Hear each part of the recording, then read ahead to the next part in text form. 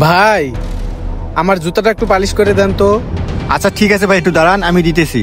আচ্ছা ঠিক আছে ভাই। যাই হোক, ভাইয়ের জুতাগুলো একটু সুন্দর করে পরিষ্কার করে দেই। ভাই আর কতক্ষণ সময় লাগবে? এই তো হয়েছে ভাই, আর অল্প একটু। এই নেন ভাই, হয়ে গেছে। কত টাকা হয়েছে ভাই? ভাই 40 টাকা হয়েছে। ও আচ্ছা, এই নেন ভাই।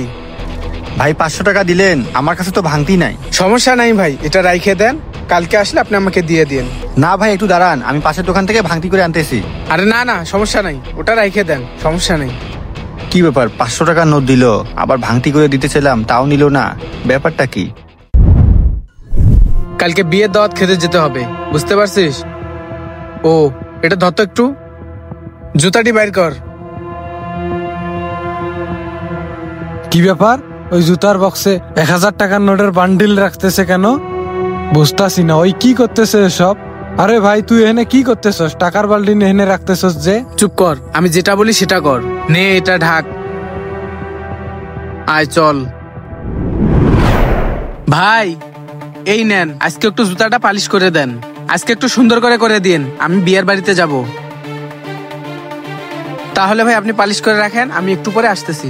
আচ্ছা ঠিক আছে ভাই, আপনি যান। আচ্ছা ঠিক আছে ভাই, যা না চল। যাই হোক, আজকে জুতাগুলো আরো সুন্দর করে পরিষ্কার করতে হবে। কিরে, এতগুলো টাকা কেন? হায় হায়, এতগুলো টাকা, তাও জুতার বক্সে। কেউ দেখার আগে টাকাটা লুকাই রাখি। ভাই জুতা পালিশ হয়েছে? হ্যাঁ ভাই হয়েছে, এই নেন। আচ্ছা ভাই। ও ভাই শুনেন। হ্যাঁ ভাই। ভাই ওই দিন যে 500 টাকা দিছিলেন না আমাকে, পরে তো আর ভাঙতি নিলেন না, এই যে আপনার ভাঙতি টাকা। কই ভাই, আমি তো আপনাকে 500 টাকা দেইনি, আমি তো 40 টাকা দিছি। আরে ভাই, আপনি মনে হয় ভুলে গেছেন, আপনি আমাকে 500 টাকাই দিছিলেন। না না ভাই, আমার ঠিক মনে আছে, আমি আপনাকে 40 টাকাই দিছিলাম। ও হ্যাঁ ভাই, আমার তো মনে নাই, আপনার এই টাকার বান্ডিলটা আপনার ওই বক্সে ছিল। আরে কি বলেন ভাই, এই বান্ডিল আমার বক্সের ভিতরে?